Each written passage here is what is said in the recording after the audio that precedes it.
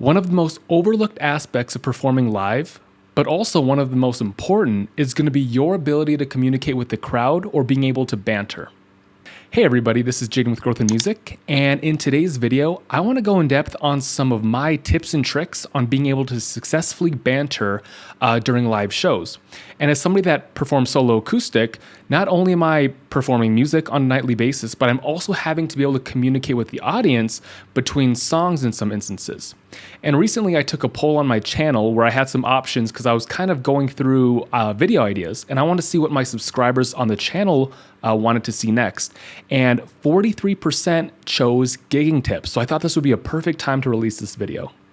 Being able to successfully talk to the crowd or banter, along with performing great music, will allow you to get even more gigs or booked more often, especially if the management team or the owners or the venue in general really like what you do and what you say, which we'll get into a little bit more later on. If you're like me when I first started playing live and you don't really consider this important at all, or maybe it's something really small that you'll just kind of take care of when the time comes, and that time is during the middle of a live show or your first live show ever, it may be a rude awakening. So I definitely recommend watching through this video and take some of these tips and start kind of learning how to do this on your own before you ever hit this stage.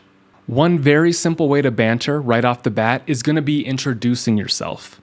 This can be a simple introduction of your name, where you're from, what you're here to do, how long you're going to be performing that night, as well as maybe even other ways to follow you on social media if that's something that you do.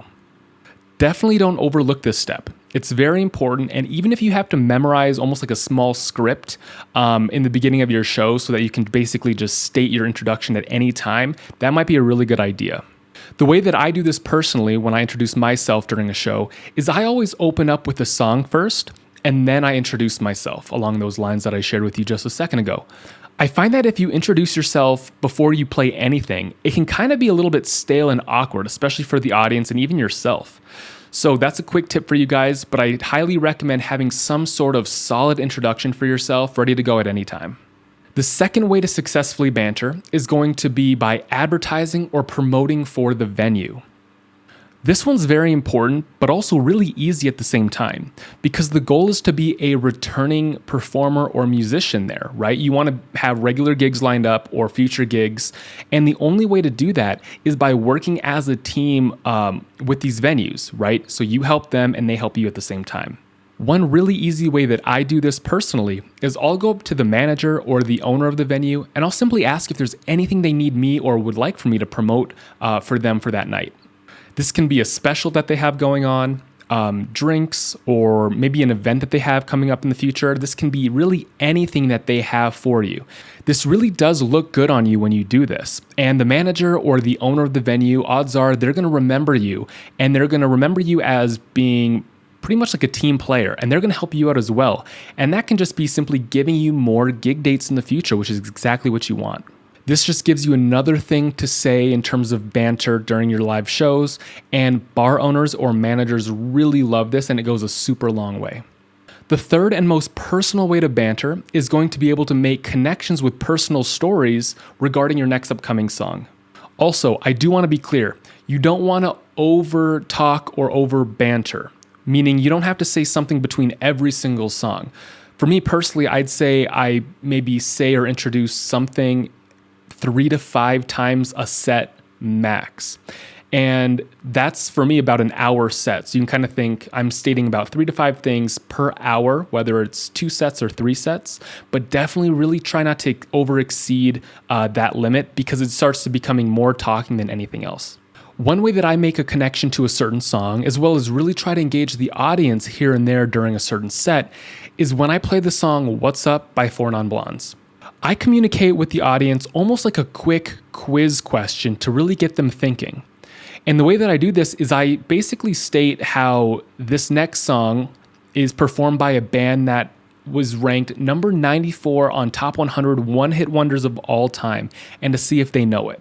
This example is perfect because it's quick, you're able to get people thinking and engaged, and also as you perform the song, odds are they know it, now they know a certain interesting fact about that song or that band. I also like to make personal connections with certain songs throughout the night, And one way that I can do that successfully is by playing at least one Prince song per show. And what I always share right before I perform it is how, just like Prince, I grew up in Minneapolis, Minnesota myself, and I like to pay homage this way to one of the best artists of all time. Again, this is quick, it's personal, it's to the point, and it gets people engaged for the next song. You'll really want to make sure that you find what works best for you when it comes to making personal connections with songs, especially when it comes to you being creative about it. But a lot of people enjoy it, it's engaging and quick, but also you seem really personable on stage and people enjoy that a lot. The fourth form of banter is something that a lot of musicians do, but I find that the importance here is how to do it the right way and the timing of it, and that's getting tips. Letting people know that you're also playing for tips is a great form of banter, and it's important to let people know of this at certain times and in certain ways so you can get the most tips that you possibly can at your live shows. It really is a quick and easy thing to promote or say between certain songs. And what I do personally is I like to acknowledge tips early on in my sets as well as right near the end. So say I'm performing 2 or 3 sets. In the very beginning, maybe after the first couple of songs, I'll mention it. And then right before my last song, before I go on a quick 15-minute break, I'll mention it again. And I won't just do that in the first set. I'll do that during every single set. So if I have 2 sets that night, if I'm playing for 2 hours or 2.5 hours, I'm going to be stating or acknowledging tips 4 times, which might seem like a lot, but here's the key. You have to remember that throughout the night, new people are coming in. It's not just going to be the same bunch that started off with you for the first 5 minutes. People are coming and going. So making sure that people know where you're coming from or that you are playing for tips as well that night is going to be really important. And don't be afraid to state it a few times throughout your show. Making it simple and clear to people is all it really takes. So for me personally, I accept tipping through 2 forms. A physical tip jar, but also I have a QR sign a QR code reader sign that people can get to my Venmo account really easily. And that's all I say, something along those lines. But again, the timing of it is key. Make it really easy, quick, and efficient for you and for people listening, because odds are they're eating, they're talking to other people, they might have one ear listening. So just make it quick and easy and then get on to the next song. If you are somebody that takes requests, letting people know that you take requests in a certain way or at a certain time is going to be important. It's a really great way to engage the audience and make it really exciting that night for you as well as for people that are there listening to you. And not to mention, for those that do request songs from you, odds are the majority of the time they will tip you well. So definitely consider that, but also understand the timing of when you want to take requests. So for me personally, I don't let people know that I take requests right after the first song or during my introduction phase. What I do is after a couple songs when I feel good and warmed up, I'll then let people know. So it might be about 5 to 7 songs in, I'll let people know, but then about once per set, I'll remind people. And typically that's all it really takes. If someone does request a song and you perform it, acknowledging them and that song after you perform it is actually a really good tip because it, again, makes them feel good. You get to connect with them on a personal level. They'll remember you. Odds are they're going to tip you. And it just makes you seem more personable and enjoyable as a musician that night. Since we're on the topic of taking requests, I'm going to give you guys a quick tip.